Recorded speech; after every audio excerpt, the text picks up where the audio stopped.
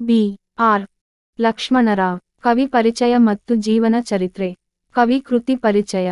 B. R. Lakshmanrao ಅವರು ಚಿಕ್ಕಬಳ್ಳಾಪುರ ಜಿಲ್ಲೆಯ ಚೀಮಂಗಲ ಗ್ರಾಮದಲ್ಲಿ ಸೆಪ್ಟೆಂಬರ್ 9, 1946 ರಲ್ಲಿ ಜನಿಸಿದರು. ತಂದೆ ಬಿ. ಆರ್. ರಾಜಾರಾವ್, ತಾಯಿ ವೆಂಕಟಲಕ್ಷ್ಮಮ್ಮ. ಲಕ್ಷ್ಮಣರಾವ್ ನಿವೃತ್ತ ಉಪಾಧ್ಯಾಯರಾಗಿದ್ದು ಸಾಹಿತ್ಯ ಕ್ಷೇತ್ರದಲ್ಲಿ ಸೇವೆ ಮಾಡುತ್ತಿದ್ದಾರೆ. ಇವರು ಗೋಪಿ ಮತ್ತು ಗಾಂಡಲೀನ, ರುವಟಾರ, ಇವಳು ನದಿಯಲ್ಲ, ಸುಬ್ಬಾಭಟ್ಟರ ಮಗಳೇ. ಭಾರತ ಬಿಂದು ರಶ್ಮಿ, ಹನಿಗವಿತೆಗಳು, ವಿನೋದ ಕವಿತೆಗಳು ಮುಂತಾದ ಕವನ ಸಂಕಲನಗಳನ್ನು ರಚಿಸಿದ್ದಾರೆ. ಕತೆ, ಕಾದಂಬರಿ, ಅನುವಾದ, ಲೇಖನ ಸಂಕಲನಗಳನ್ನು ರಚಿಸಿದ್ದಾರೆ. ನನಗ್ಯಾಕೋ ಡೌಟು, ಭಲೇ ಮಲ್ಲೇಶಿ ಎಂಬ ನಾಟಕಗಳನ್ನು ಬರೆದಿದ್ದಾರೆ. ಭಾವಗೀತೆಗಳ ಧ್ವನಿ ಸಾಂದ್ರಿಕೆಗಳು, ಸಿ.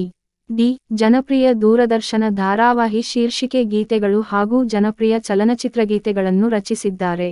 ಕರ್ನಾಟಕ ಸಾಹಿತ್ಯ ಅಕಾಡೆಮಿ ಬಹುಮಾನ, ರಾಜ್ಯೋತ್ಸವ ಪ್ರಶಸ್ತಿ ಮುಂತಾದ ಹಲವು ಪ್ರಶಸ್ತಿಗಳಿಗೆ ಭಾಜನರಾಗಿದ್ದಾರೆ.